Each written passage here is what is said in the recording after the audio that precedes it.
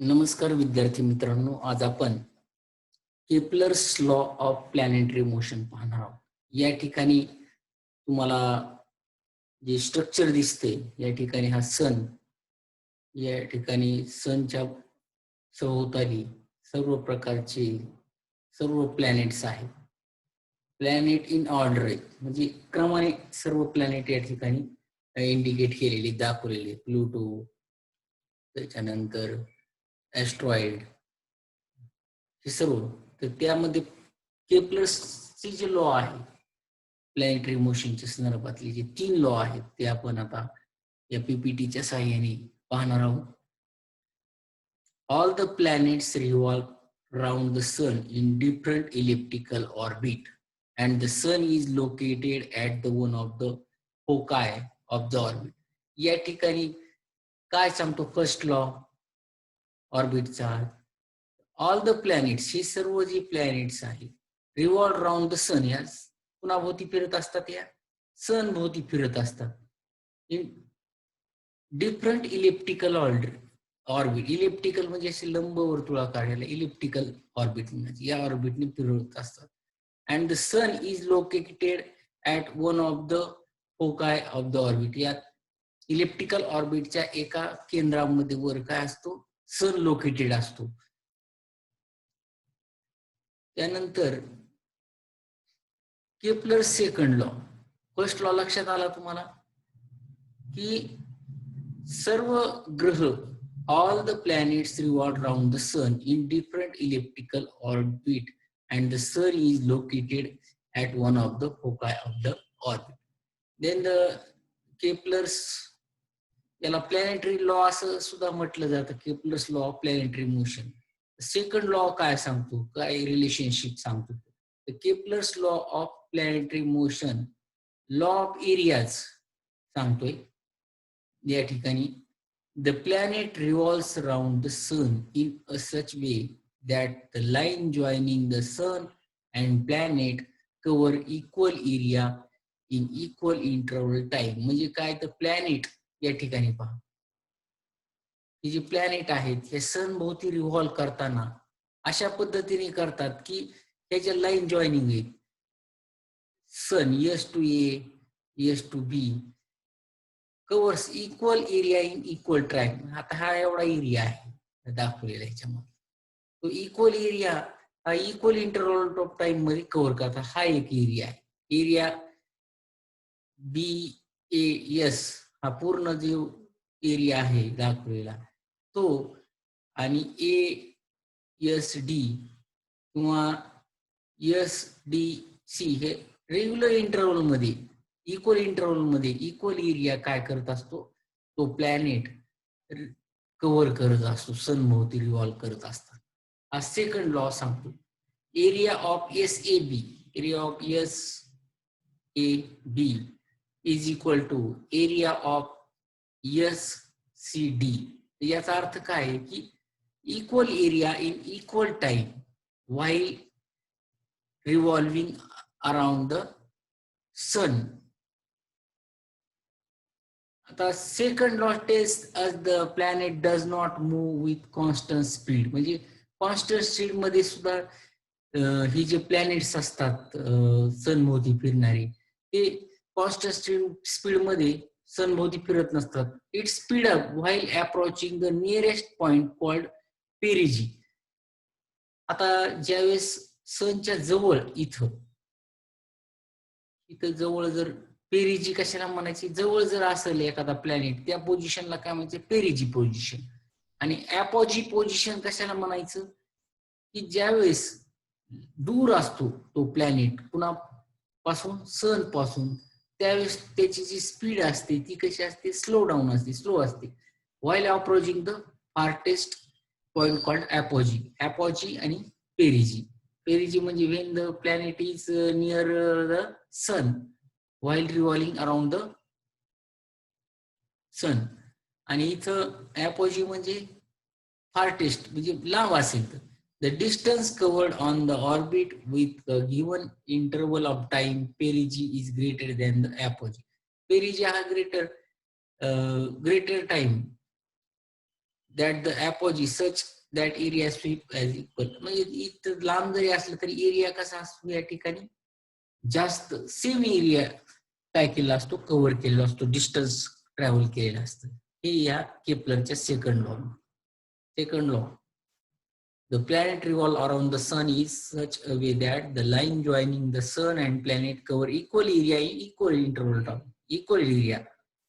आता इथं केपलर्सला third law तिसरा नियम ज्याच्यावर की न्यूटन्सने सगळे लॉ त्याचे प्रस्थापित केलेले तयार केलेले केपलर्सच्या या लॉवर आधारित तर Kepler's third law of planetary motion काय आहे the square of period of revolution of planet around the sun म्हणजे काय पिरियड ऑफ रिव्हॉल्युशन म्हणजे फिरण्याचा जो कालावधी आहे कुणाभोवती सूर्याभोवती कुणाचा प्लॅनेटचा is directly proportional to the cube of average radius of planet of orbit R cube म्हणजे टाइम जो आहे पिरियड आहे time square is equal to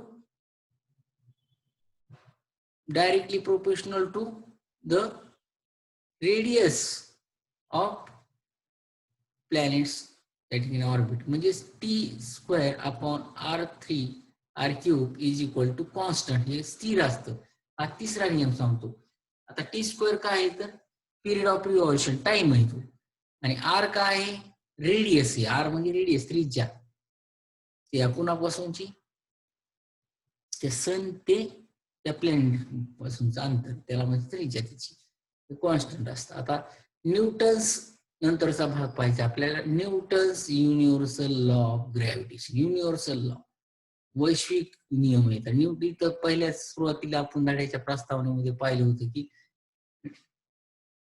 horizontally downward direction मध्ये ग्रॅव्हिटेशन अप्लाइड असतं वस्तूवर आणि ते जसं वर जावं सेंटर ऑफ अर्थ पासून तसं त्या ठिकाणी काय होत असतं त्याची जी इंटेन्सिटी ती असते ती कमी होत जाते every object in the universe attracts every other object with definite force विश्वामधलं कोणतीही वस्तू मग त्याच्यामध्ये प्लॅनेट्स असतील वस्तू असतील ऍस्ट्रॉइड असतील ते सगळे एकमेकांना काय करतात अट्रॅक्ट करतात the force this force is directly proportional to the product of mass of two object दोन्ही मध्ये अट्रॅक्शन कशा प्रकारे असेल हे कशावर डिपेंड असतं the mass of object directly proportional समानुपाती जेवढं मास जास्त असेल मास म्हणजे वस्तुमान त्या ऑब्जेक्टचं तेवढं त्यांच्यामधलं असणारं अट्रॅक्शन कसं असतं जास्त असतं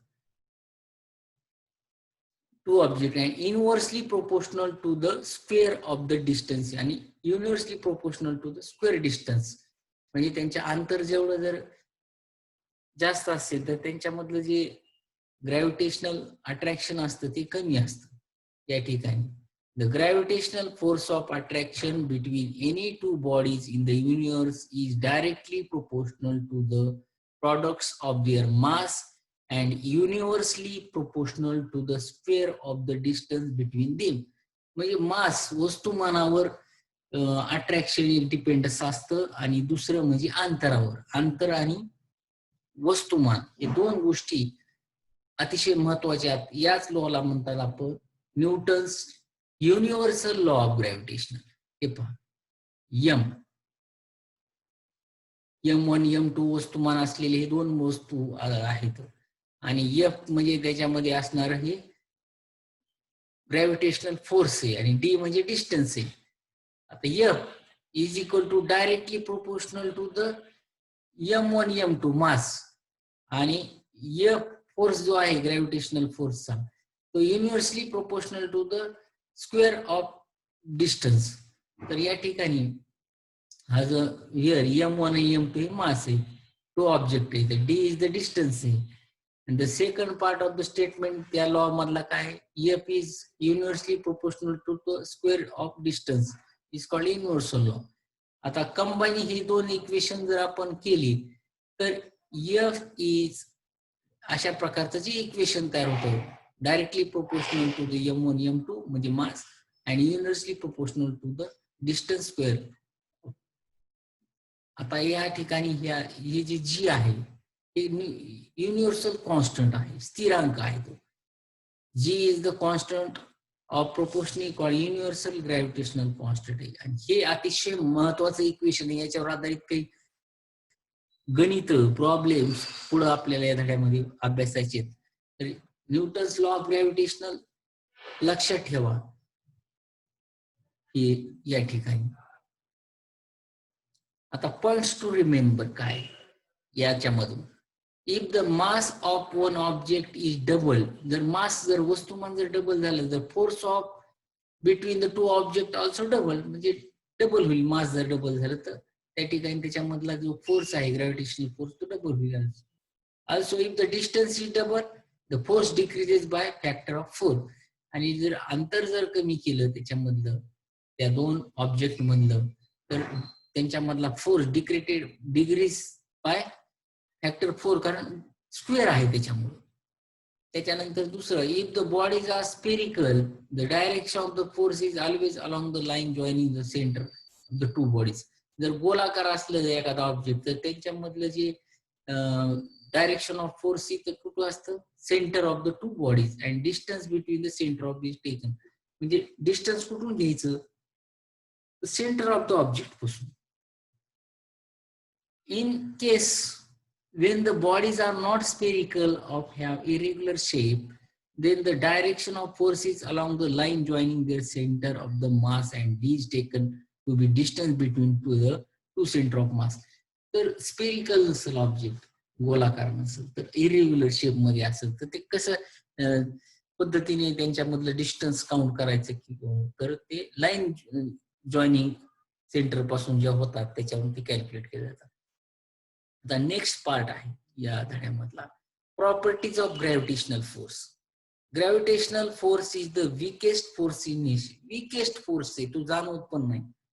आताच माग आपण पाहिले की युनिव्हर्स मधल्या कोणत्याही दोन वस्तूमध्ये काय असतो, ग्रॅव्हिटेशनल फोर्स असतो. म्हणजे माणसामध्ये सुद्धा, ऑब्जेक्ट मध्ये सुद्धा ग्रॅव्हिटेशनल फोर्स वीकेस्ट फोर्स आपलं नेचर. त्यानंतर दुसरं काय, it is an attractive force, आकर्षित करणारा फोर्स आहे. Unlike electrostatic and magnetic force, they are both attractive and repulsive. Gravitational force फक्त अट्रॅक्टिव्ह आहे, आकर्षित करणारा. तो रिपल्सिव्ह आहे का, इलेक्ट्रोस्टॅटिक सारखं किंवा मॅग्नेटिक सारखा. मॅग्नेटिक मध्ये कसं साऊथ जर जवळ आली पोल, तर त्या ठिकाणी रिपल्शन होतं. तसं नाही, हा कसा आहे, अट्रॅक्टिव्ह फोर्स आहे ग्रॅव्हिटेशनल फोर्स प्रॉपर्टीज मध्ये. It is a mutual force. Mutual म्हणजे एकमेकांमध्ये असणारा फोर्स आहे. First body attract the second body, and the second body attract the first body with equal force. दोन्ही बॉडी एकमेकांना काय करतात, समान युनिटनी किंवा परिमाणाने आकर्षित करत असतात. It is a central force, acts along the line joining the centre of the body. Central force आहे, सेंटर कोण कार्य करतात. It is mass and distance depend, म्हणजे वस्तूच्या आकारमानावर, म्हणजे वस्तुमानावर आणि अंतरावर तो फोर्स अवलंबून असतो, gravitational force. It obeys inverse square law. Inverse square law त्या ठिकाणी उभे होतो. It is a long range force. Long range पर्यंत तो अप्लाइड असतो. सन आणि मून मध्ये सुद्धा तो फोर्स आहे, म्हणजे लॉंग रेंज आहे त्याची distance. It decreases with distance as per inverse square law, become zero only at infinite distance like electrostatic.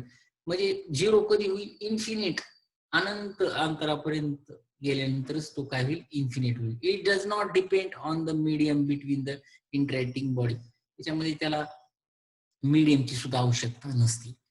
आता या ठिकाणी हे पाही equation, universal law of gravitation, या हे अतिशय महत्वाचं आहे. आता इथं पहा, if the mass of two bodies considered above are equal to the unity mass of body m1 m2 1 kilogram आहे, and the mass are separated by unit distance that is d is equal to 1 metre. 1 metre distance असेल आणि 1 kilo मास असलेल्या दोन वस्तू, तर त्याच्यामध्ये force of attraction किती राहील, हे पहा. F is equal to G, या ठिकाणी F is equal to G Newton, G can be defined as the gravitational force of attraction between two bodies of unit mass separated by the unit distance. F is equal to force ग्रॅव्हिटेशनलचा जो आहे तो Newton जी या unit मध्ये count केला जातो. Unit of जी. आता हे इक्वेशन आहे अतिशय महत्वाचं, हे तुम्ही कायम लक्षात ठेवायचे. इथं आपण व्हॅल्यूज प्लेस केल्या. G is equal to F D square upon 1/2 आणि unit of force unit of distance upon unit of mass unit of mass. या ठिकाणी जर आपण जी च त्या ठिकाणी एफ फोर्स युनिट काय newton, distance metre square upon mass kilogram into kilogram, newton metre square kilogram -2. तर हे आहे युनिट कशाचं, जी च SI पद्धतीतलं न्यूटन मीटर केजी -2 आणि CGS पद्धतीमध्ये जी चे युनिट काय डायन सेंटीमीटर स्क्वेअर जी -2. अशा प्रकारे युनिट जी चे आहेत. व्हॅल्यूज ऑफ जी, आता किंमत काय जी ची, तर G is the force of gravitation between two bodies of unit mass separated by unit of distance. Newton himself could not find the values of G. त्याला G ची व्हॅल्यू काढता आली होती. Its value was found 100 years later by British scientist Henry Cavendish. बघा, कोणी G ची value शोधून काढली तर न्यूटननी नाही काढलेली, तर ती हेनरी कॅव्हेंडिश यांनी की एका वायूचा सुद्धा शोध लावलेला आहे, ऑक्सिजनचा. पुढे the accepted values of G is 6.67 into 10 raised to -11 Newton meter square kilogram -2.